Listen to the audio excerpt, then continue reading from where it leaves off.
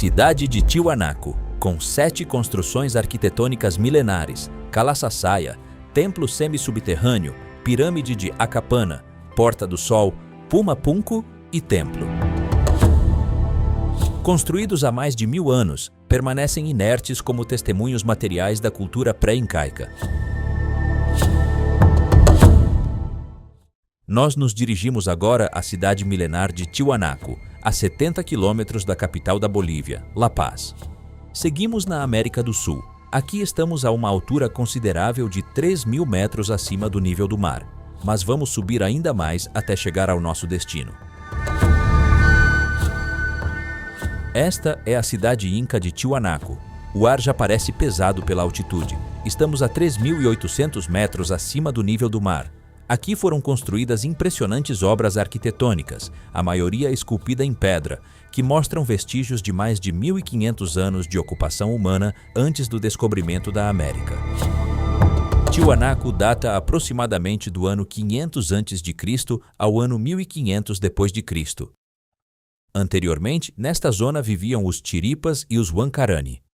Lá pelos anos 100 a 400 da nossa era, chegaram os Tiwanaku para estabelecer seu domínio em toda esta região do Lago Sagrado Andino. Eles transformaram este lugar em um importante centro religioso e político do Império Inca. Este império expandiu seus domínios que abrangeram desde o sul do Peru, a zona andina da Bolívia e o norte do Chile e da Argentina.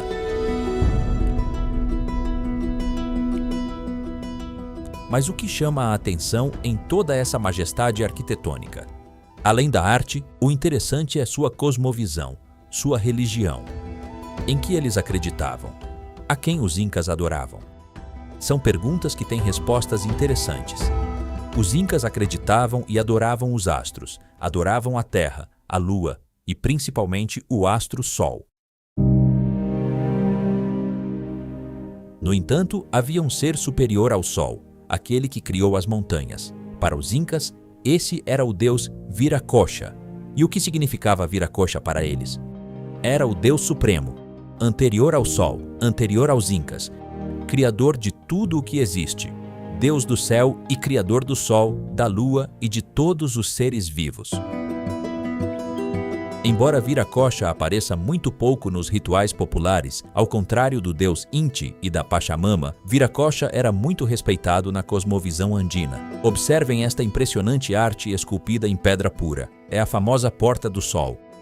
É um monólito majestoso, esculpido de maneira perfeita. Geometricamente falando, tem a forma de um arco ou porta. Mede 3 metros de altura por 4 de largura e 1 metro de espessura. Pesa aproximadamente 10 toneladas. Como a religião de Tiwanaku e do Inca girava toda em torno da adoração ao deus Inti, que é o Sol, esta escultura foi construída em função do ritual solar.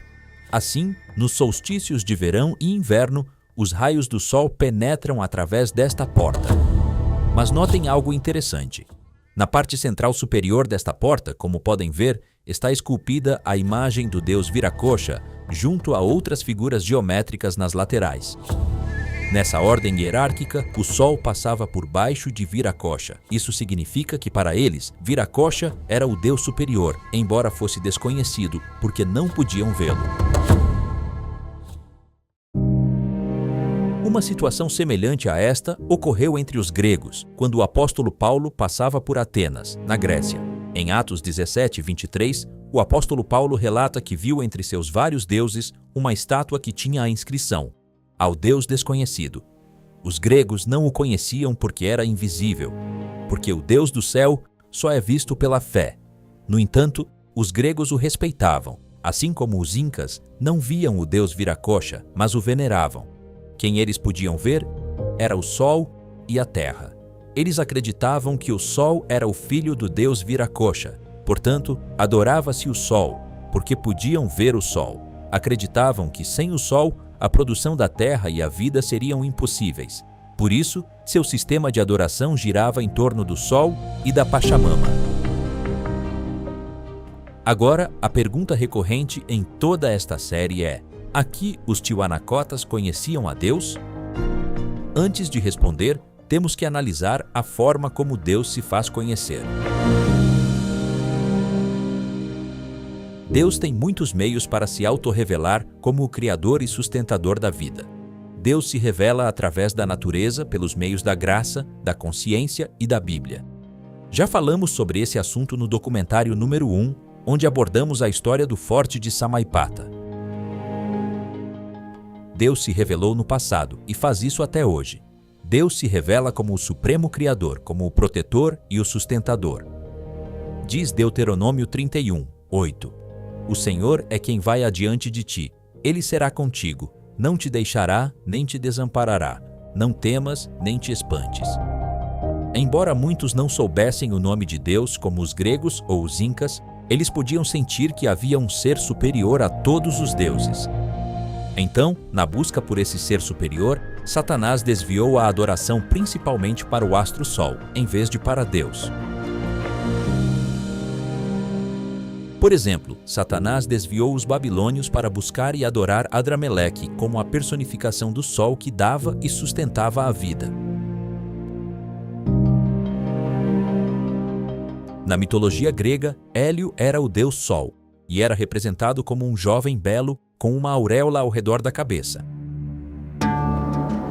Na mitologia chinesa, o deus do Sol era Yanji, um imperador sábio e benevolente com corpo de humano, cabeça de boi e abdômen transparente. Os romanos, por sua vez, adoravam o Sol Invictus. Seu dia de adoração era o domingo, e sua festa principal era de 22 a 25 de dezembro, a festa do Sol Invictus ou a Saturnália, que era um festival de puro desperdício e luxúria. No caso dos Incas, seu sentido de dependência de um deus superior também foi desviado para o deus Inti, que em português é o Sol, e para a Pachamama, que é a Mãe Terra.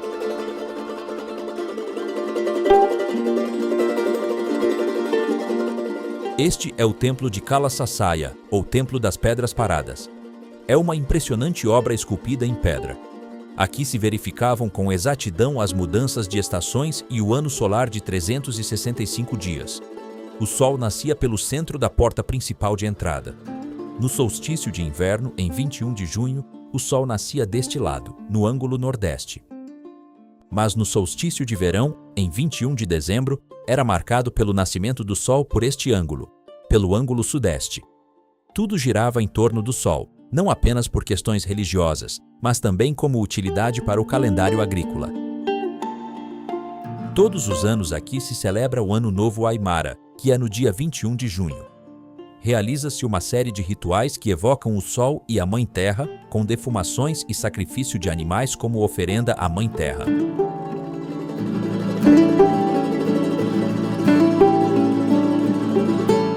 Esta é a pirâmide de Akapana. Tem 194 metros de comprimento por 182 de largura, com uma altura de 18 metros. Os Tiwanacotas a usavam como local de culto porque originalmente, em seu topo, existia um templo semi-subterrâneo em forma de cruz. Eles o chamavam de Chacana. Acredita-se que tenha sido um templo dedicado ao Sol ou a outras divindades astrais. Finalmente, este é Pumapunku, ou Porta do Puma. Era um templo dedicado à Lua, um dos sítios arqueológicos mais intrigantes do mundo pela precisão de suas formas. As rochas são tão perfeitamente esculpidas que é difícil inserir um objeto fino entre elas. Muita arte e precisão, não é? Estes monumentos são testemunhas do grande conflito que houve e há entre Deus e o inimigo das almas. O diabo sempre tentou imitar a Deus em seu sistema de adoração para enganar os seres humanos e desviá-los dele. Como vocês devem ter percebido, todas as religiões andinas se baseavam na veneração principalmente ao Sol e aos demais astros. Agora a grande pergunta é: por que Satanás sempre desviou a adoração do ser humano principalmente para o Sol? Por que o centro de adoração em quase todas as religiões pagãs é direcionado ao Sol?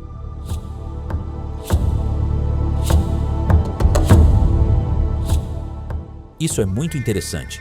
Preste atenção. Na Bíblia, o Sol representa Deus e Jesus Cristo. É o que diz Malaquias 4, 2-4. Diz: Mas para vós, os que temeis o meu nome, nascerá o sol da justiça e cura trará nas suas asas. Em Gênesis, o sol é descrito como o luzeiro maior. E no Salmo 84, 11 diz: Porque o Senhor Deus é um sol e escudo. Deus se identifica como um sol porque é a fonte de todo bem, porque Ele é o doador da vida. É a luz que ilumina o homem que perece no meio da escuridão. No Novo Testamento, Jesus é apresentado como o sol da justiça que vem trazer luz aos que estavam nas trevas do pecado. Veio aliviar a dor, o sofrimento, dando assim uma amostra da natureza de Deus. Agora você entende por que Satanás sempre desviou a adoração de Deus para o sol, porque ele sempre quis usurpar o lugar de Cristo. Como não pôde tomar esse lugar, ele se empenha em desviar a atenção do ser humano. Em vez de olhar para o sol da justiça, ele os empurra para olhar e adorar um elemento criado por Deus. Induz o ser humano a adorar o sol. Dessa forma, ele atrai a adoração do homem para si. Em 2 Tessalonicenses, capítulo 2, 4, diz que o diabo é o inimigo que se levanta contra tudo o que se chama Deus ou é objeto de adoração. De sorte que se assentará no templo de Deus, querendo parecer Deus. Quando os humanos adoram o sol, Satanás é adorado. Hoje em dia, ainda existem algumas religiões que veneram diretamente o sol, como a religião andina, por exemplo. No entanto, de maneira muito camuflada, milhões no mundo continuam prestando sua adoração ao sol. Hoje em dia, esse sistema de adoração ao sol continua graças ao legado romano, que foi preservado pela Igreja Católica. Os romanos tinham o dies solis, que era o dia de domingo, usado para o culto ao sol. A Igreja Católica fundiu esse dia com a religião cristã. Prova disso é que a missa semanal principal é feita no Dies Domini, conhecido hoje como o dia de domingo. Após séculos de engano, quase todas as igrejas protestantes aceitaram o domingo como dia de adoração a Deus. Mas no fundo, o domingo não é um dia de adoração a Deus, mas sim ao sol. Por que o domingo não está associado à adoração a Deus? Porque existe um dia da semana que foi separado por Deus e para Ele. E não é o domingo. É o 7º dia da semana, o sábado. Esse dia é para venerar e honrar a Deus, Criador do céu e da terra. Assim o estabeleceu o próprio Deus no princípio. Gênesis 2:2 diz: E havendo Deus acabado no dia 7º a obra que fizera, descansou no 7º dia de toda a sua obra que tinha feito. 3. E abençoou Deus o dia 7º e o santificou, porque nele descansou de toda a sua obra que Deus criara e fizera. Além disso, a observância do sábado é o 4º mandamento. Guardar este dia de descanso bíblico, que é o sábado, é uma demonstração de reconhecimento a Deus como Criador do céu e da terra, e constitui-se em um sinal entre Deus e suas criaturas. Assim diz Ezequiel 20:12. Para muitas religiões protestantes, este sistema de adoração ao sol é considerado como paganismo. No entanto, milhares de denominações protestantes hoje em dia adoram a Deus em um dia dedicado à divindade solar, o domingo. Não respeitam o dia sagrado do Shabat. Que incongruência, não é? É como tentar adorar a Deus em um templo pagão e com rituais pagãos. Mas voltemos à cidade de Tiwanaku. Aqui nos fazemos a mesma pergunta do primeiro documentário. Onde estava Deus quando se construiu este local de adoração ao sol? O que os incas sabiam a respeito de Deus? Não temos evidências bíblicas de que algum cristão em algum momento tenha vindo por estas bandas para lhes ensinar sobre a Bíblia. Embora não se possa descartar essa possibilidade. Segundo registros históricos, sabemos que alguns apóstolos viajaram de Jerusalém para terras muito distantes, como o apóstolo Tomé, por exemplo. Segundo vários textos antigos, como a Didaché, os escritos de Eusébio de Cesareia dizem que Tomé foi enviado à Índia para pregar o evangelho no meio do paganismo hindu. Da mesma forma, a Igreja Ortodoxa Etíope considera o apóstolo Filipe como o primeiro missionário cristão na Etiópia e afirma que ele fundou a igreja no país. Nesse contexto, o que teria impedido que algum outro missionário cristão tivesse chegado à América antes de Colombo para evangelizar os indígenas? A ordem de Jesus era pregar o evangelho a toda nação, tribo, língua e povo. Essa ordem incluía o território andino, aqui nas Américas. Outro ponto que precisamos analisar é o seguinte: a história universal diz que os indígenas foram cristianizados com a chegada de Cristóvão Colombo à América na Idade Média. Mas os católicos espanhóis não trouxeram o Evangelho dos Apóstolos. O catolicismo era literalmente uma réplica da religião incaica. Sim, é isso mesmo. A única diferença é que apenas mudaram os nomes dos seus deuses e a forma dos seus rituais. Por exemplo, os incas adoravam o deus Inti, o Sol. No catolicismo, adora-se supostamente a Deus no dia do Sol. O triste é que aqui os indígenas foram obrigados a aceitar o catolicismo com violência. A própria Inquisição da Europa foi trazida aqui para a América Latina. Esse não era o Evangelho de Cristo. No entanto, tenho certeza de que Deus trabalhou com os indígenas de maneira intensa, revelando-se através da natureza e através de sua consciência. Deus se revelou a eles através do seu Espírito Santo. Os incas chegaram a conhecer a Deus em suas consciências, embora não plenamente. No sistema de rituais do Antigo Testamento, ofereciam-se a Deus sacrifícios de animais específicos, como um cordeiro, cabras ou novilhos. Por que se ofereciam sacrifícios? Porque representavam Jesus, o futuro Messias, que um dia teria que se encarnar, nascer na terra e entregar sua própria vida para salvar a vida do homem. Isso se cumpriu na cruz do Calvário. O sacrifício de um cordeiro implicava derramamento de sangue. Isso era para impressionar o ser humano sobre a gravidade do pecado e suas consequências. No sistema religioso incaico, também se ofereciam sacrifícios de animais, até de pessoas, mas eles sacrificavam animais para agradar a um Deus que desejava trocar vida por vida. Por exemplo, neste lugar, oferecia-se sangue de animais à deusa Pachamama, a terra, como agradecimento em reciprocidade pela produção. Este paralelismo de adoração denota o grande conflito, o conflito que houve entre Deus e Satanás desde o princípio. Deus, por seu lado, transmite o conhecimento do correto e Satanás, por seu lado, distorcia esse conhecimento. Então, qual é a situação deles agora no reino dos céus? Eles morreram sem conhecer a Deus como culpados por sua adoração a deuses pagãos? Ninguém deve ter descansado sem ter pelo menos um conhecimento mínimo de Deus. Jesus disse em João 10,16: ainda tenho outras ovelhas que não são deste aprisco. Ele estava lhes dizendo que havia muita gente de outras raças e nacionalidades que não tinham sangue judeu, que chegaram a conhecer a Deus, mas de maneiras diferentes da pregação. Isso inclui muitos nativos incas sinceros. Jesus disse sobre eles: a essas ovelhas devo guiar, e elas ouvirão a minha voz. Se Jesus disse isso, é porque foi assim. Certamente muitos nativos ouviram a voz de Deus em suas consciências e o adoraram a seu modo, porque era a única verdade que conheciam. Deus sempre teve e continua tendo suas ovelhas fiéis, mesmo no meio do paganismo. No entanto, são a maioria que, embora tenham tido o conhecimento da verdade, rejeitaram a verdade. O que podemos dizer desses poucos sinceros que invocavam o Deus desconhecido a partir destes templos? Diz o apóstolo Paulo: onde não há lei, também não há transgressão.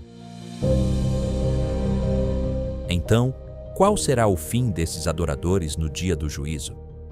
É uma resposta que só cabe a Deus responder, o único justo. O apóstolo Paulo diz em Romanos 2,12: porque todos os que sem lei pecaram, sem lei também perecerão. Deus saberá decidir de maneira justa. O que para nós está escrito é: e todos os que sob a lei pecaram, pela lei serão julgados. Romanos 2,12. Hoje em dia, Deus continua falando aos seres humanos através de vários meios. Hoje Ele fala a você que está assistindo a este documentário. Se você ainda está imerso nesse tipo de adoração pagã ou está dentro de um paganismo disfarçado de cristianismo, Deus está batendo à sua porta. Ele o convida a sair do meio de Babilônia, da confusão.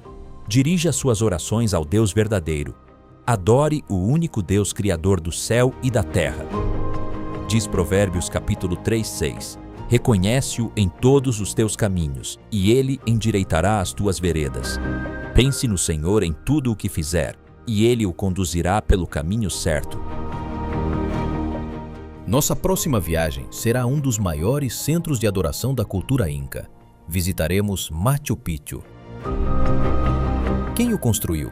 Em que eles acreditavam? Isso e muito mais responderemos diretamente da fortaleza de Machu Picchu. Vejo vocês lá!